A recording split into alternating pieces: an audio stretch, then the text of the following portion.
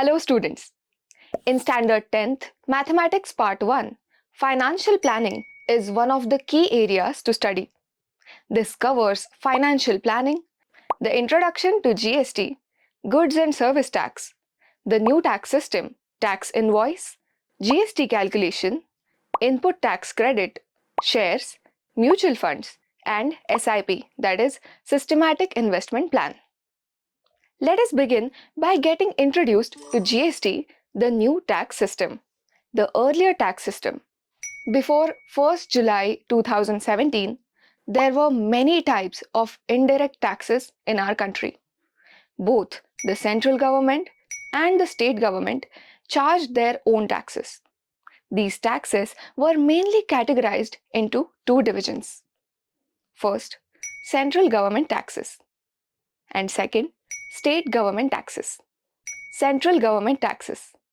First, excise duty on goods manufactured in factories within the country. Second, service tax, a tax levied on services like hotels, consultancy, cinema, and events shows. Third, custom duty, a tax levied on imported and exported goods. Fourth, central sales tax. Sales tax levied by the center when goods were sold from one state to another. Fifth, additional custom duty or countervailing duty, that is CVD, a tax levied on goods manufactured in India at the production stage. Sixth, special additional duty, that is SAD, a tax levied on certain specific goods. Now, let us look at state government taxes.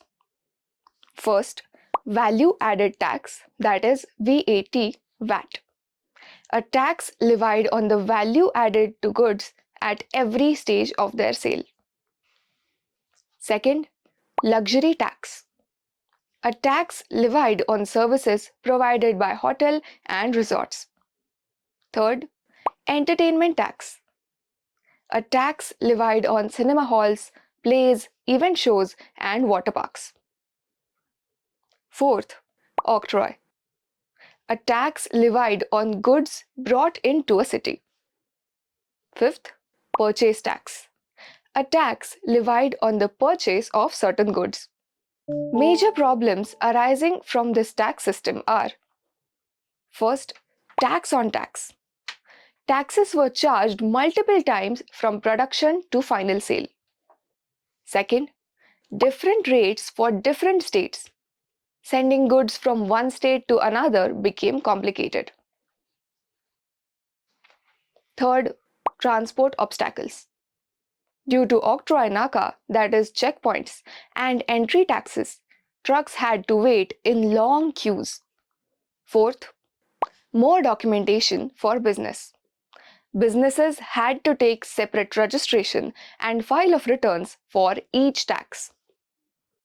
After 1st July 2017, all the above taxes were abolished or merged into one single tax.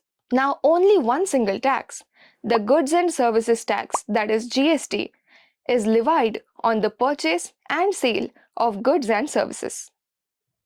The GST tax system came into effect from July 1st, 2017. One nation, one tax, one market.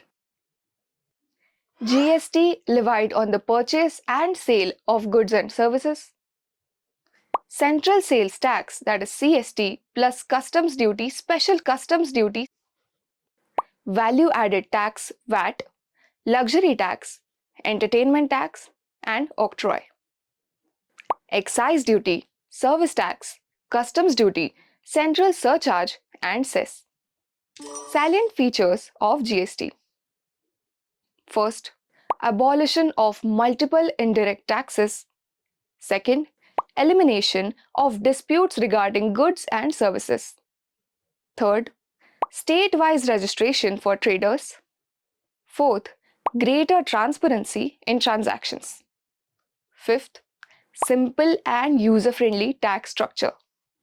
Sixth, since the tax is not levied on tax, the prices of goods and services remained controlled. 7th, improved quality through global market. 8th, boost to Make in India initiative. 9th, technology-based system results in faster decisions. 10th, goods and services tax, that is GST, follow a dual model where the center and the states levy tax on same transactions. In the next part, we will learn about tax invoice. What did we learn? Before the year 2017, different types of taxes were charged in different states at different times across the country. The goods and services tax, that is GST system, was implemented in India from 1st July 2017. We have studied the salient features of GST. Exercise. Choose the correct option for the answer. The goods and services tax system came into force in India on what date? A.